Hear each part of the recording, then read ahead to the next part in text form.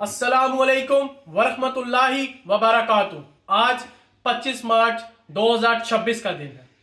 आप YouTube channel Deep Talk with Hasan Arif देख रहे हैं। मैं आपका मेज़बान हसन आरिफ हूँ। नाज़रीन इकराम, ट्रंप की जानिब से दिए गए 48 घंटे गुजर चुके हैं, ताहम अमरीकी सदर डोनाल्ड ट्रंप का कहना है कि वो मजीद 5 दिन का पॉज चाहते हैं इस जंग में। अब 27 मार्च 2026 को ट्रंप की तरफ से दी हुई डेडलाइन खत्म होगी। ट्रंप की जानिब से कहना है कि अब ईरान की सीनियर क़यादत इस वक्त मुज़ाकरात के लिए संजीदा नजर आती है। ट्रंप का यह भी कहना है कि ईरान के पार्लियामेंट के स्पीकर मोहम्मद बागिर गालिबाफ जो है वो बैकडोर राब्ते कर रहे हैं, जबकि ईरानी रजीम और मोहम्मद बागिर गालिबाफ का भी यही कहना है कि किसी भी किस्म के कोई भी राब्ते और किसी भी किस्म की कोई भी नेगोशिएशन सीज फायर के मुतालिक नहीं की जा रही।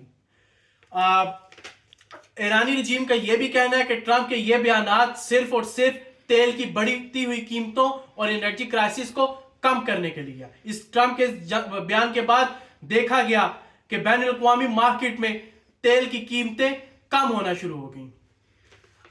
इसके साथ ही इसराइल ने नए हमले शुरू कर दिए हैं IRGC के एयर स्पेस फोर्स हेडक्वार्टर्स पर, जिसके जवाब में तेहरान ने तल अवीव और यरूशलेम को निशाना बनाया, जिसके बरक्स बहुत बड़ी एक्सप्लोजन तल अवीव और यरूशलेम में देखने को मिली है। इसराइल की जानिब से और अमेरिका की जानिब से इस्फहान की गैस फील्ड पर अटैक किया गया है। एक तरफ तो अमेरिका जंग बंदी की बातें कर रहा है, सीज फायर एग्रीमेंट पे पेशरफ्त की बातें कर रहा है, दूसरी तरफ इस जंग में इसराइल के साथ ईरान की इस्फहान में गैस फील्ड पर हमला करना, क्या ये इस वक्त मुनासिब था? इसके साथ ही बैनुल अक़वामी मुबस्सिरीन इस चीज पर बड़ी तनकीद कर रहे हैं। जॉन बोल्टन का कहना है कि अमेरिका को, डोनाल्ड ट्रंप को इस वक्त सीज फायर की किसी किस्म की कोई बातचीत नहीं करनी चाहिए थी। अमेरिका को अपनी तवज्जो फोकस करनी चाहिए थी और ईरान को मजीद दबाना चाहिए था। डोनाल्ड बोल्टन का यह भी कहना है कि ये जो 5 दिन का पॉज अमेरिकन सदर ने कहा है, इसके जरिए ईरान अपने मिसाइल लॉन्चर्स को स्कूल्स, कॉलेजेस, हॉस्पिटल्स और बंकर, ज़ेर ज़मीन बंकरों में ले जाएगा, ताकि मौसर तरीके से इसराइल और ईरान की रिटेलिएशन का जवाब दिया जा सके। इसराइल इस वक्त चाहता है कि किसी तरीके से अरब मुल्कों को इस जंग में इन्वॉल्व किया जाए, और यह उसी वक्त मुमकिन है कि ईरान को इस हद तक ईरान पर जोर लगाया जाए, ईरान के डिसलिएशन प्लांट्स पर और उनके एनर्जी फैसिलिटीज पर हमले किए जाएं, जिसके नतीजे में ईरान अरब मुल्कों में उनके डिसलिएशन प्लांट्स और एनर्जी फैसिलिटीज पर हमले कर दे।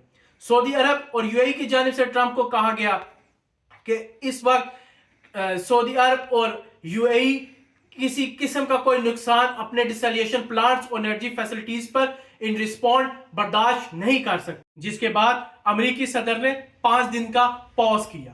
कुछ बैनुल अक़वामी मुबस्सिरीन का यह भी कहना है कि अमेरिका का यह 5 दिन का पॉज किसी बड़ी साजिश का नतीजा हो सकता है।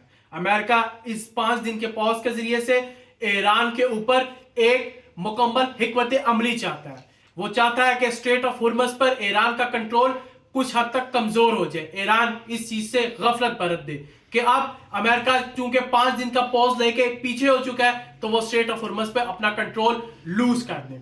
और दूसरा, अमेरिका चाहता है कि वो किसी तरीके से इस गैप में ईरान के मिसाइल लॉन्चर्स की जो नकलो हरकत है उसको सैटेलाइट के जरिए से देख सके, ताकि एक प्रॉपर हिकमत अमली के बाद ईरान पर हमला कर दे।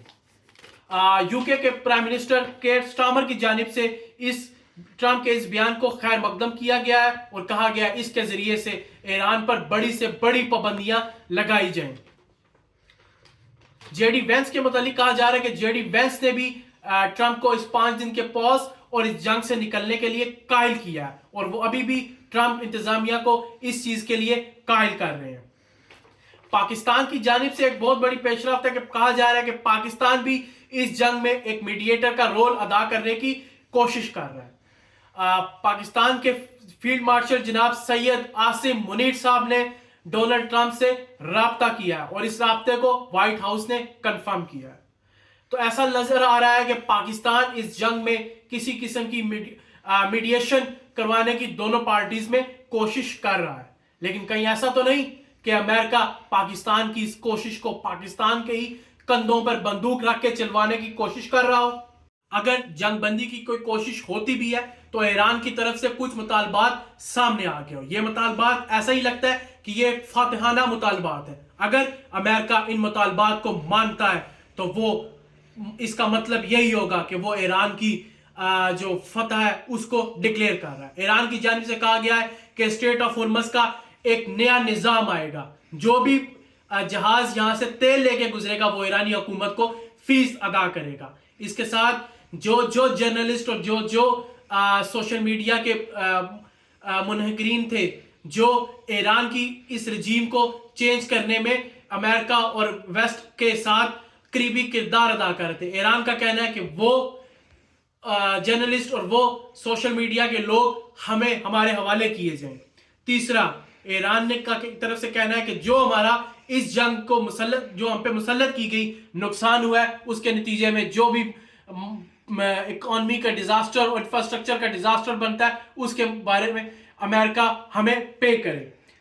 چوتھا, کہ ہمیں گارنٹی دی جائے کہ دوبارہ ایران کے اوپر کسی قسم کی کوئی وحشیانہ کارروائی نہیں کی جائے گی. اور اس کے ساتھ جتنے بھی ریجنل کنفلکٹ ہو رہے ہیں وہ تمام کے تمام کنفلکٹ جو ایران کی پراکسیز کے خلاف شام لیبنان میں اسرائیل کر رہا ہے وہ تمام کنفلکٹ ختم کیے جائیں. اور اس کے ساتھ ہی ایران کی طرف سے یہ بھی کہنا ہے کہ کسی بھی قسم کی کوئی بھی امریکن بیس مڈل ایسٹ میں نظر نہیں آنی چاہیے. امریکہ تمام کی تمام بیسز کو مڈل ایسٹ اور خلیج کے ملکوں سے ختم کرے گا ہر صورت. اگر امریکہ یہ مطالبات مان لیتا ہے تو اس کا مطلب یہی ہے کہ امریکہ اس جنگ میں ہار چکا.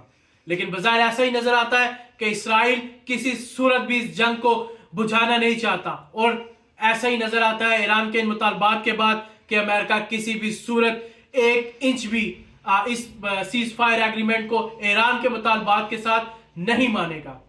اب ایک طرف تو مڈل ایسٹ کی دو بڑی طاقتیں جو اس تعاقب میں ہیں کہ کسی طریقے سے امریکہ کی اس ریجن میں ہلاکت کو یقینی بنائے, رشیا اور چائنا اس چیز کا انتظار کر رہے ہیں. دوسری طرف امریکہ اپنے اتحادیوں کو لتاڑتا ہوا نظر آتا ہے کہ وہ کسی طریقے سے اس جنگ میں امریکہ کا ساتھ دیں. ایسا ہی لگتا ہے کہ یہ جنگ کسی نہ کسی وقت بہت بڑے پیمانے پہ ایسکولیٹ ہو جائے گی اور پوری دنیا کو اپنی لپیٹ میں لے لے گی. اپنے اور اپنے گرد و نواح کے لوگوں کا خیال رکھیے گا, اپنی قیمتی رائے سے ضرور آگاہ کیجیے گا. آج کے لیے اتنا ہی. اللہ حافظ.